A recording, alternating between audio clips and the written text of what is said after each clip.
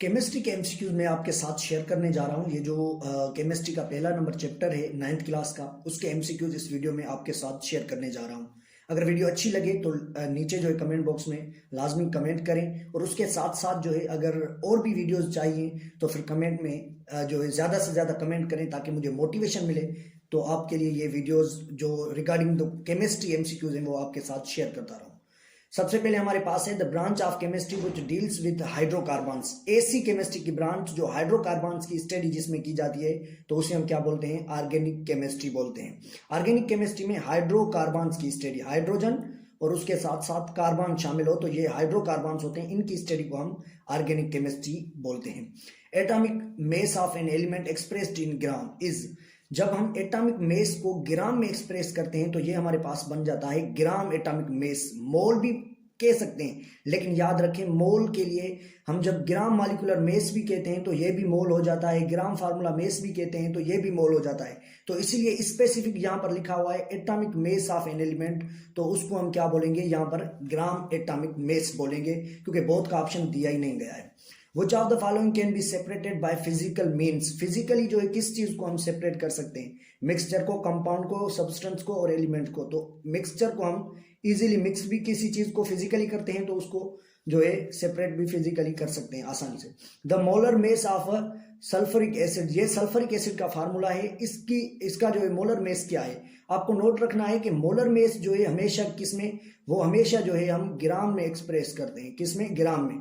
जबकि यहाँ तक पहले नंबर ऑप्शन आप देखेंगे तो यहाँ पर AMU लिखा हुआ है तो ये आपको टिक नहीं करना है। दूसरा छोड़कर अब नीचे हम डी में देखते हैं तो इसमें भी AMU है, तो ये आपके ऑप्शन नहीं होंगे। ओके, अब बचते हैं 2 ग्राम के ऑप्शन, B और C बचता है, तो इन दोनों में से होगा। अब मोलर मास कैसे निकाला जाता है? आपको क्या करना है कि इनके जो एटॉमिक मासेस हैं इस हाइड्रोजन के, सल्फर का और उसके साथ साथ ऑक्सीजन का, उसको आपने सम अप करना है। जो भी आपके पास ऑप्शन आएगा वो आपका जो है वो मोलर मास होगा। तो इसका जो मोलर मास है वो है 98 ग्राम। उसके बाद हमारे पास आ जाता है मॉलिक्यूल एग्जिस्ट ऑफ 2 एटम्स। ऐसा मॉलिक्यूल्स जो 2 एटम्स से मिलकर बना हो तो उसे क्या बोलते हैं? उसे हम बोलते हैं डाई। डाई का मतलब है 2 एटॉमिक मॉलिक्यूल उसे बोलते हैं। उसके बाद हमारे पास है formula that indicates actual number and type of atoms in a molecule is called. ऐसा फार्मूला जिसमें एक्चुअल नंबर ऑफ एटम्स बताए जाएं, यानी वो हमें सारे के सारे जो एक्चुअल नंबर हमें बताए तो उसे हम क्या बोलते हैं? उसे हम बोलते हैं मॉलिक्यूलर फार्मूला। मॉलिक्यूलर फार्मूला जो है वो हमें एक्चुअल नंबर ऑफ एटम्स बताता है। Ethyl alcohol was prepared by, ethyl alcohol जो है ये किसने प्रिपेयर्ड किया था? याद रखो, इसकी मैं आपको ट्रिक बताता हूं, ये आपको याद रह जाएगा। आपको क्या करना है, यहां पर देखें अल्कोहल, ठीक है, आप यहां पर AL देखें, यहां पर अल लिखा हुआ है और उसके साथ साथ जो है यहां पर भी आपके ऑप्शन में जो है अल लिखा हुआ है। तो यहां पर अल राजी जो थे ये एक साइंटिस्ट थे जिन्होंने जो है इथाइल अल्कोहल को प्रिपेयर्ड किया था। आप कहेंगे सर अल बेरूनी, यहां पर बेरूनी जो लिखा हुआ है तो याद रखें बेरूनी, इसमें N आ जाता है, तो इसने जो है डेन सिटीज की पर ऊपर काम किया था, डेन सिटीज। अब डेन सिटीज में भी N आ जाता है तो इसी वजह से आप इसको डेंसिटीज के हवाले से याद कर सकते हैं। अब इब्ने सीना ने क्या किया था? इब्ने सीना, जिसे हम बू अली सीना या एविसीना के नाम से जाना जाता है, तो इसमें इसने जो मेडिसिन के ऊपर काम किया था। उसके बाद हमारे पास है which of the following is not a homoatomic। इनमें से होमोएटॉमिक जो है कौन सा नहीं है? ये नॉट का ऑप्शन जो है आप यहां पर इसको क्या करेंगे?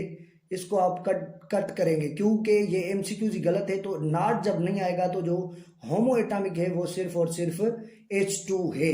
अब हम नॉट अगर यहाँ पर लगा होता तो फिर क्या होता? नॉट होमो, तो फिर ये भी नहीं है, ये भी नहीं है, ये भी नहीं है, तो इसी वजह से ये MCQs गलत हो जाता। उसके बाद हमारे पास आ जाता है 9th, the empirical formula of hydrogen peroxide. Hydrogen peroxide का जो मॉलिक्यूलर फार्मूला है वो है H2 और O2। ये इसका इंपेरिकल मॉलिक्यूलर फार्मूला है। जब हम इसको सिंपल करते हैं तो ये इसका बन जाता है इंपेरिकल फार्मूला 1:2 और उसके साथ साथ रेशो आप लगाएंगे और 1:2 1। ओके, तो ये एक एक बार जो है ये कट हो जाएंगे, तो फिर हम इसे क्या बोलेंगे कि इसका इंपेरिकल फार्मूला क्या है। अब H कितना बचा, H भी एक बचा और O भी एक बचा, तो इसका फार्मूला जो है वो B option is the correct, HO। Okay, OH नहीं, याद रखना है OH नहीं, क्योंकि OH नहीं होगा, इसका HO होगा।